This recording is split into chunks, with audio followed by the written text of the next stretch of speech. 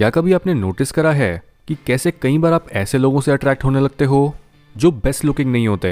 इस फिनोमिनन को बोलते हैं द हेलो इफेक्ट। यानी आपको उन लोगों की हर बात अच्छी लगने लगती है जो लोग अट्रैक्टिव होते हैं, और जिन लोगों की बातें या फिर आदतें आपको बहुत अच्छी लगती हैं वो आपको ऑटोमेटिकली ज़्यादा अट्रैक्टिव लगने लगते हैं। आपका ओपिनियन दो सेम काम करने वालों पर भी अलग होता है और सेम अट्रैक्टिवनेस वाले लोगों पर भी, only because of the hello effect. Now आप ओवरनाइट अपनी अपीयरेंस को तो नहीं बदल सकते, इसलिए किसी को भी अट्रैक्ट करने के लिए सबसे आसान तरीका होता है अपनी आदतों, बातों और ओवरऑल बिहेवियर को चेंज करना। और इस एपिसोड में आपको यही सीखने को मिलेगा। Habit number 1, seeing every obstacle as an opportunity. सोचो कि आप एक ग्रुप का पार्ट हो और जब भी इस ग्रुप को कोई नेगेटिव न्यूज़ मिलती है तब हर कोई डीमोरलाइज हो जाता है सिर्फ एक इंसान को छोड़कर। ये इंसान मुश्किल समय में भी मोटिवेटेड रहता है, ये इतना मेंटली स्ट्रांग है कि इसका डिसिप्लिन कोई नहीं तोड़ सकता, और तभी ये हर बार ठंडे दिमाग से उस प्रॉब्लम का सोल्यूशन निकाल पाता है। नाउ क्या आप इस इंसान को ऑटोमेटिकली एक हीरोइक फिगर की तरह इमेजिन करने लगे हो या फिर एक लूजर की तरह? यू सी, हर रुकावट एक्चुअल में बस एक मीडियोकर इंसान के लिए ही रुकावट होती है, जबकि महान लोगों की महानता तो इसी तरह के चैलेंजेस की देन होती है। रियल लाइफ एक मूवी की तरह नहीं होती जहां हीरो को हीरो का टाइटल दे दिया जाता है सिर्फ उसकी लुक्स की वजह से, बल्कि रियल लाइफ में हीरोज वो लोग कहलाते हैं जो साहसी, डिसिप्लिन और इंस्पायरिंग होते हैं। Habit number 2, making the impossible possible. इस चैनल की सक्सेस से पहले मैंने एक सेल्फ हेल्प वेबसाइट बनाई थी, एक डॉग केयर साइट, एक व्लॉगिंग चैनल, एक चैनल वीगनिज्म पर, और कुल 4-5 फेल्ड अटेम्प्ट्स और 2-3 साल तक ट्राई करने के बाद साइकोलॉजी इन हिंदी मेरा एक ऐसा वेंचर था जो अच्छी इनकम जनरेट कर पाया। लेकिन ज़्यादातर लोग क्या करते हैं, वो एक या फिर ज़्यादा से ज़्यादा 2 बार अपना टाइम और पैसा इन्वेस्ट करके देखते हैं, फेल होने पर क्विट कर देते हैं और एक मीडियोकर लाइफ के लिए सेटल कर लेते हैं। लेकिन आपके और मेरे जैसे लोगों की डिक्शनरी में क्विटिंग जैसा शब्द एग्जिस्ट ही नहीं करता। क्विटिंग जैसी बेकार आदत फिजिकली अट्रैक्टिव लोगों को भी अगली बना देती है। आप अपने टीनेज और अर्ली 20s तक तो अपने लुक्स के सहारे वाहवाही बटोर सकते हो, लेकिन अगर 24-25 साल के बाद भी आप में कोई रिस्पेक्ट वर्दी क्वालिटी नहीं है तो आपकी अच्छी शक्ल भी आपको नहीं बचा पाएगी।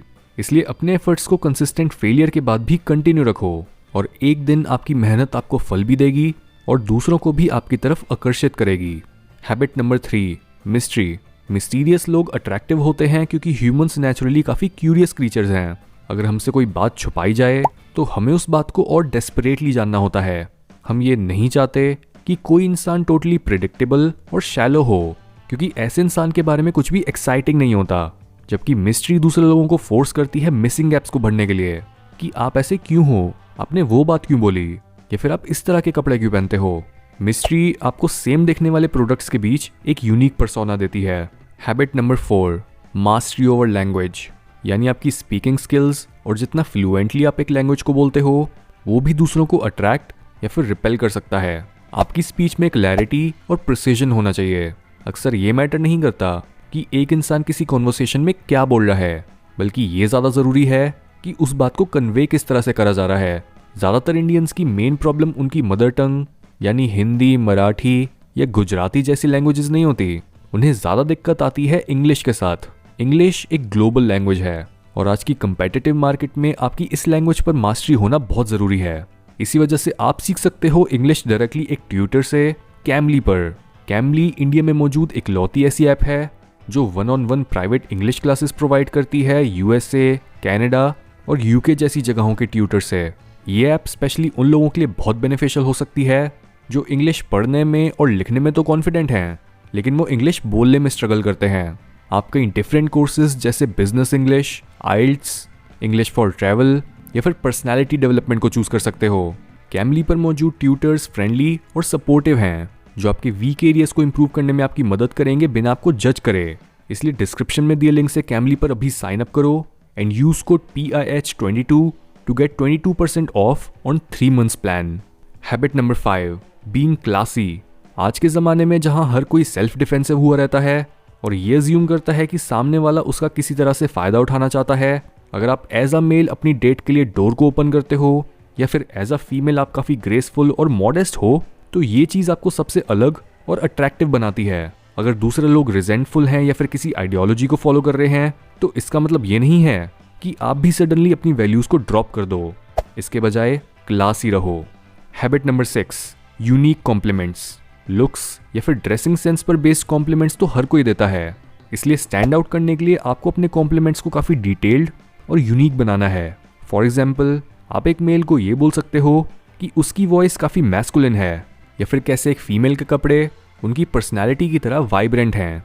जो भी कॉम्प्लीमेंट दो, मेक श्योर वो आउट ऑफ द बॉक्स और रियल हो। हैबिट नंबर 7, यू टीच और correct people's mistakes without judging them.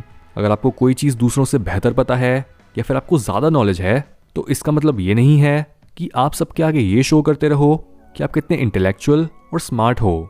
ये मूव बहुत ही अनअट्रैक्टिव होता है। इसके बजाय दूसरों को करेक्ट करते हुए ऐसा दिखाओ कि ये गलती तो कोई भी कर सकता था और उन्हें एम्बैरेस होने की कोई ज़रूरत नहीं है। Habit number 8, you value your time.